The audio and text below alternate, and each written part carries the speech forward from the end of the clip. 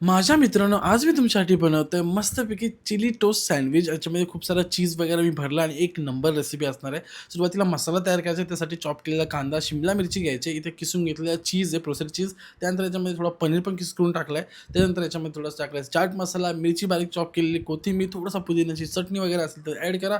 त्यामुळे मीठ टाकलं. त्यानंतर याच्यामध्ये टाकलं थोडंसं बटर आणि हे सगळं टाकून मिक्स करून घेतलंय.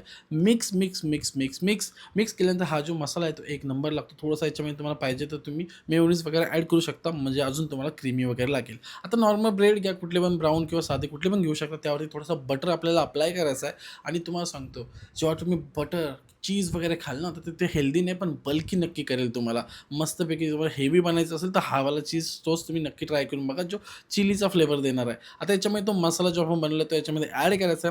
ॲड केल्यानंतर मस्तपैकी आपल्याला टोस्ट करायचा. तर टोस्ट करायला तुमच्याकडे ओव्हन असेल तर ओव्हन, नाही तर पॅनवरती पण करू शकता. वरच्या साईडला परत एकदा मी थोडंसं लावतो याच्यावरती बटर लावल्यानंतर माझ्याकडे एक ग्रिल पॅन आहे, ज्याच्यावरती थोडा टोस्टवाला फ्लेवर येतो, म्हणजे फ्लेवर नाही, टेक्स्चर येतो.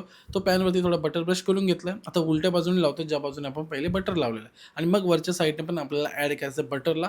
आणि मस्तपैकी हा चिली टोस्ट सँडविच, जो चीजने भरपूर भरलेला, पनीरने भरपूर भरलेला असा हा सँडविच तुम्ही एकदा ट्राय करून बघा, तुम्हाला खूप जास्त आवडेल. आणि जर तुम्हाला असं रात्री परत ती खायची इच्छा असेल तर, खायला तर नाही पाहिजे, पण इच्छा झाली तर हा वाला सँडविच बनवू शकता.